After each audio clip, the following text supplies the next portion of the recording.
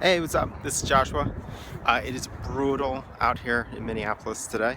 Super windy, and it's like 25 degrees. So I'm going to try to keep this really quick because one, I imagine the wind is going to jump into this thing and blow out the sound for real. Okay, so I think what I'm going to talk about today is a little bit of process type oriented stuff to fit into this MVA design hack series.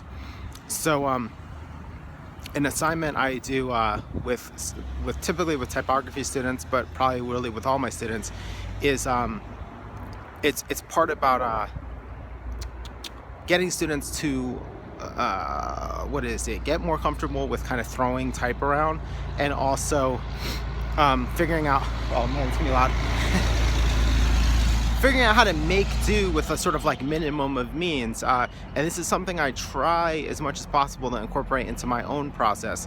So I talked about the idea of a copy layout a few days ago. This is similar, but it's not quite the same.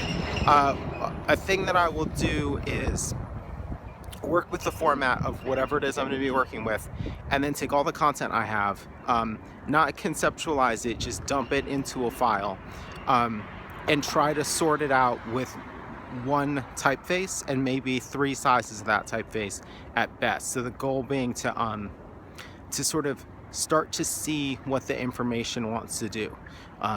Like how does it kind of naturally want to sit, and I'll be thinking about hierarchy. I might even make a list of like what's the first most important thing, second most important thing, third most important thing, and then everything else.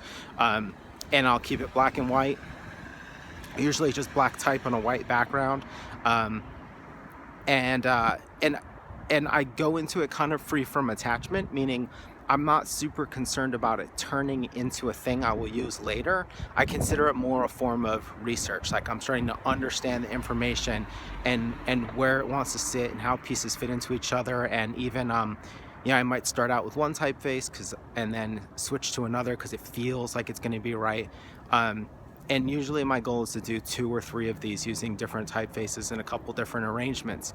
And it's really just like a sketching process. I almost consider it like if you've gone to art school, you know what a gesture drawing is, right? Like you're drawing the figure, you roughly figure out their proportions and how they fit in space and the sort of like the sense of movement in it. Or you're doing a still life, you roughly start to figure out spatial relationships. I consider this kind of like a typographic exploration of the same idea.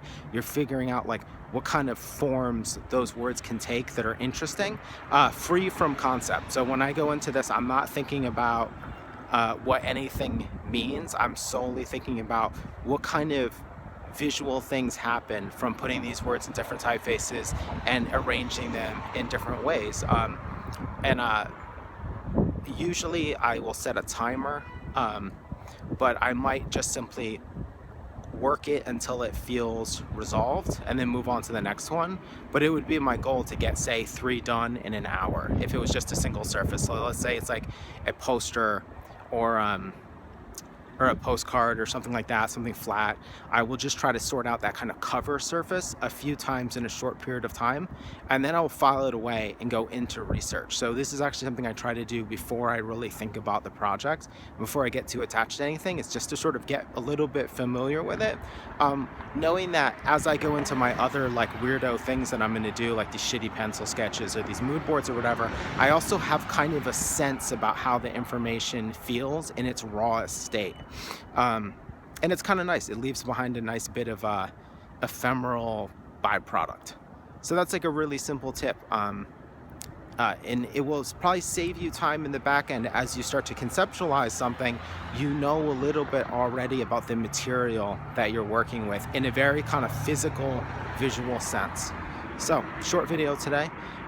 Again, thanks for watching. If you haven't subscribed already, do so. I'm doing these daily, and then I don't need to harass you on Twitter. If you have any questions or anything you'd like me to expand upon, leave a comment or send me a message. Have a good one.